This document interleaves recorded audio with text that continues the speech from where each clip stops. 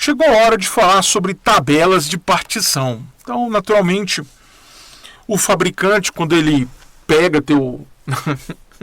ele é teu disco quando você compra, né? Então, se o fabricante pega o disco, então não é teu ainda, é dele. Então, quando o fabricante está fabricando o disco que no futuro você vai comprar, ele não pode fazer um disco para o mundo Linux, um disco para o mundo Windows, um disco... Não, ele vai fazer disco, certo? Bom, aí que tá. Cada sistema operacional ele precisa de um formato específico.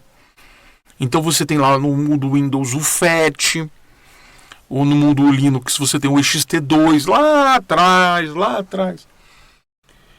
Então, imagine assim, o disco ele é dividido em gominhos.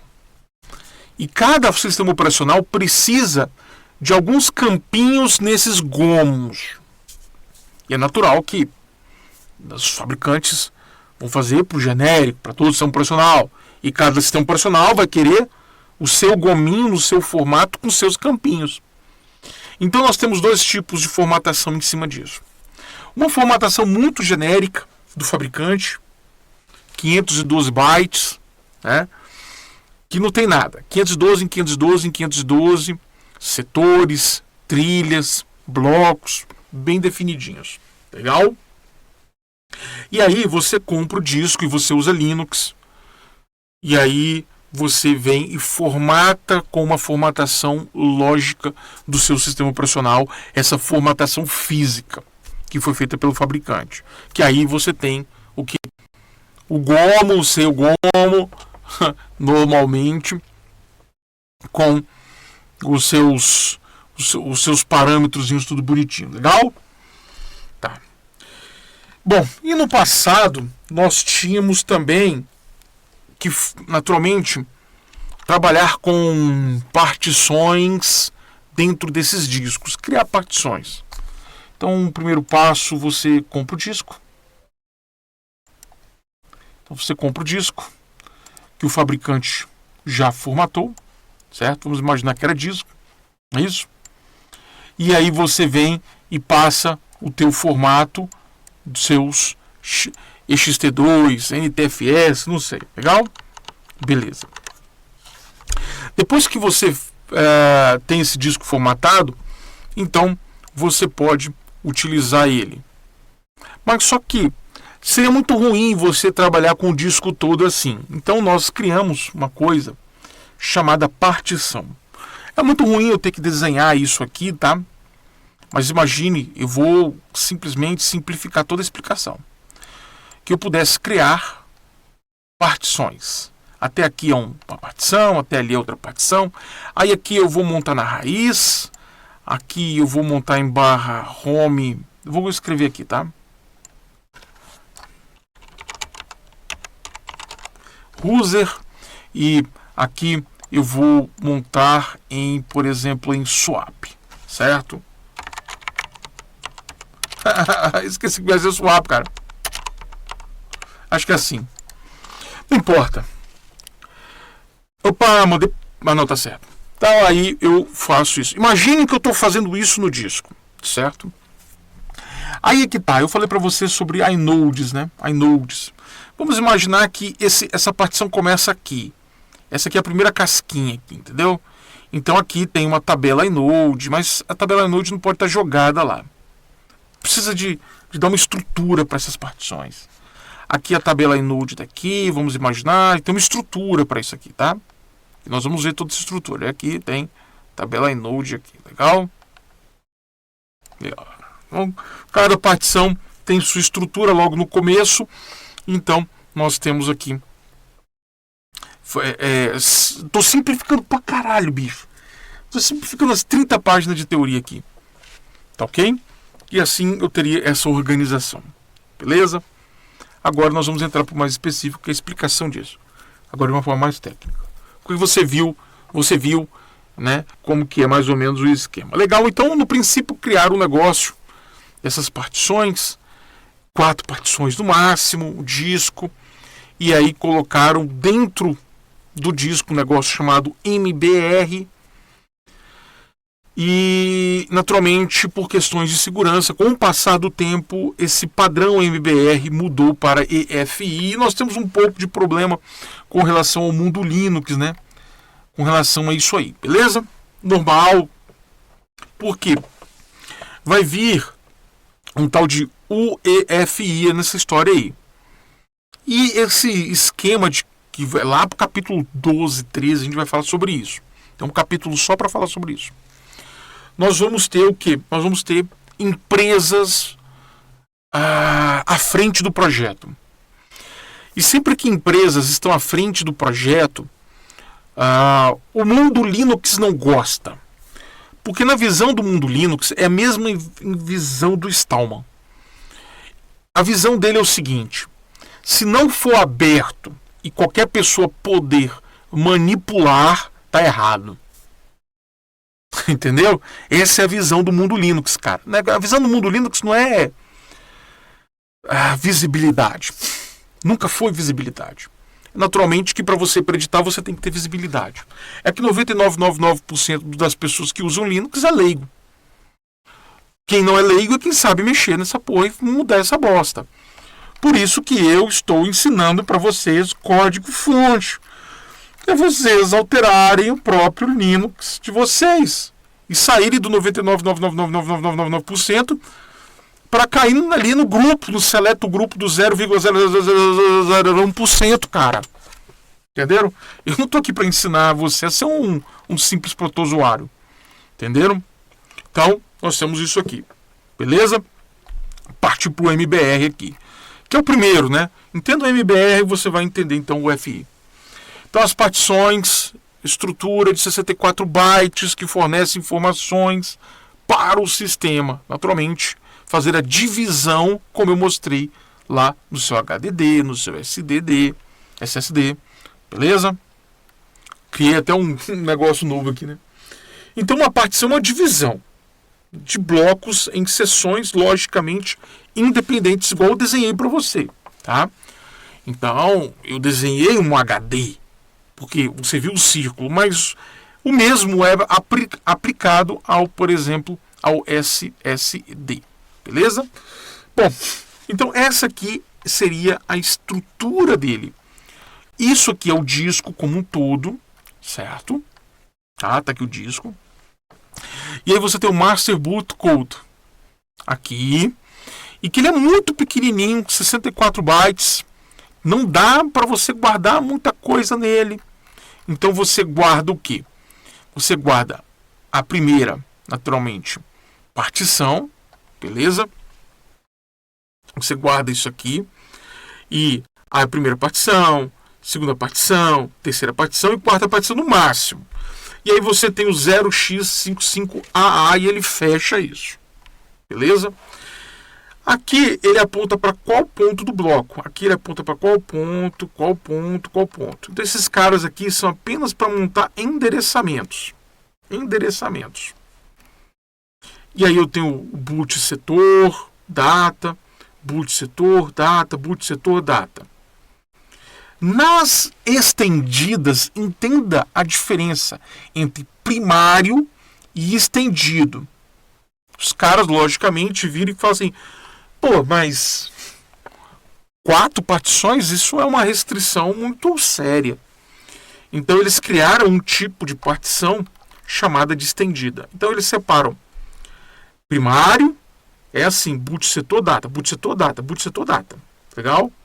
E o que é uma estendida?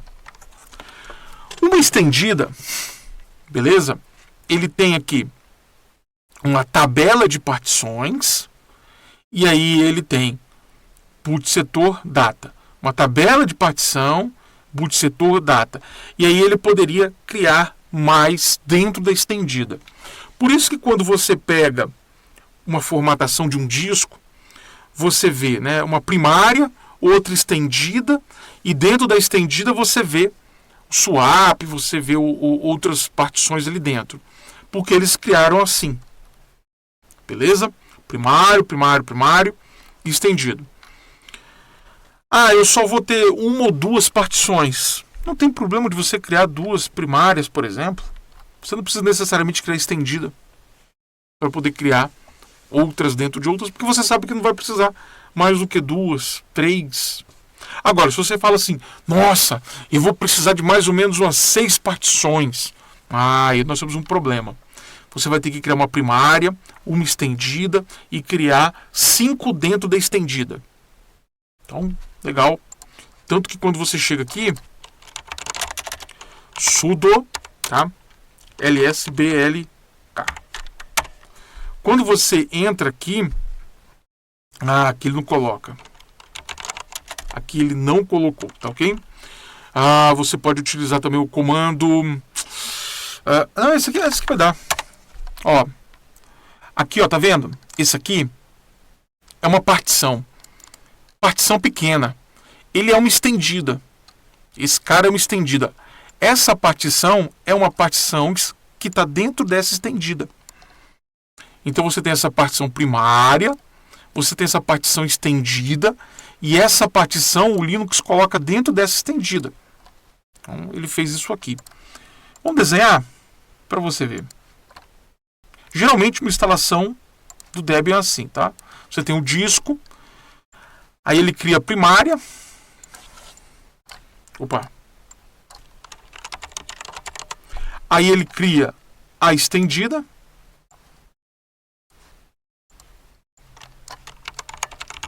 Eu acho que é assim que se escreve a estendida. E depois ele cria a partição, né? Partição que... Vamos colocar os números aqui para vocês verem. Cadê o Linux? Vamos ver o número que ele colocou. Vou colocar exatamente as letras que ele colocou para você entender. A partição ali dentro. Então aqui, por exemplo... Caramba, agora ficou ruim para mim, hein? Agora ficou ruim para mim, peraí. Eu não tive a visão que eu ia fazer isso aqui. Então aqui ele colocou o XVDA1. Aí aqui ele criou XVDA2. Aí aqui dentro ele colocou o XVDA3. Ele usou 3. É muito comum usar o 5, né? Entenderam? Ele faz um treco assim. É muito comum no mundo Linux fazer esse tipo de formatação para instalação, cara. Legal. Aí, né, você pode ver aqui, quer ver? Olha só. Pela imagem aqui de cima você consegue também ver. Eu deveria ter usado essas imagens aqui, né? Porque seria o mesmo do seu aí, né? Do seu Linux. Aí cada Linux vai montar, cara, a estrutura que ele quer, tá? Os Debian geralmente é assim. Então, vou ver esse cara para lá. E aí, legal. É uma tabela e lá você encontra a inicialização, ele é físico, ele fica no início. Se der merda, você naturalmente perdeu o disco antigamente. Mas fisicamente dava para você fazer isolamento do MBR no disco, tá? Era as casas de restauração de disco faziam isso. Legal. E aí, naturalmente, um prato fino, né, de alumínio, com trilhas. Antigamente, o disco ele não era de alumínio, ele era realmente um metal ferroso que tinha uma capa, que era uma capa muito cara, era banhado, como posso dizer assim, por um material altamente magnetizável, tá? De fácil magnetização e ficava muito tempo magnetizado. Só que depois eles passaram a trabalhar com alumínio, tá? Para poder... Depois vieram as SSDs e aí todo mundo mudou, certo? Então cada partição, cada entrada você poderia ter 16 bytes, o que daria os 4, que seria uma restrição muito forte, tá? Legal. Então, com o passar do tempo, os caras viram que os discos foram ficando gigantes, os servidores precisavam de muito mais que 4 partições, essas estendidas também traziam certas dificuldades. Aí os caras fizeram o seguinte, é legal montar um novo padrão chamado EFI. Beleza? Só que isso aqui vem empresas envolvidas, já falei. E é utilizado em computadores que possuem o EFI para firmwares. E aí o mundo Linux começa a ter um pouco de problema com esse cara. O problema não é o EFI. O problema do mundo Linux é esse cara. E o mundo é o mundo do dinheiro. Linux não põe muito dinheiro como a Microsoft põe e outras grandes empresas. Então, vai dar uma briguinha. Por isso que você vai ter do mundo Linux o GPT, para a gente trabalhar em cima desse novo padrão. E tem um monte de briguinha. Eu não gosto das briguinha, porque eu já tenho um problema cardíaco. Se eu for me envolver mais em briguinha, eu vou empacotar, porra. Então, melhor eu ficar quieto. Beleza? Contém um bootloader, tá? Ele tem uma partição, um esquema de partição. Nós vamos trabalhar muito com o esquema de partição GPT. E nós vamos falar bastante aqui. Principalmente lá no capítulo de EFI, onde eu falo sobre a inicialização de um Linux. Tem um capítulo só para inicializar um Linux, tá? Partes físicas do computador, padronização UEFI, também usado para BIOS em geral. Todos os sistemas operacionais modernos de computadores têm suporte a esse cara aí, esse GPT, que é esse padrão. E aí nós temos problemas de empresas, mundo Linux brigando. É mais ou menos no mundo Linux a briga que nós temos do Nouveau, da NVIDIA. Bom, esse padrão GPT ele é interessante. Em vez de ele ter uma tabela fixa, os caras não fizeram muita coisa. Uma área fixa que aponta para as outras partições, certo? Se der merda aqui, fudeu, e isso aqui tem um tamanho limitado. Olha o que os caras fizeram. Lista encadeada, caralho.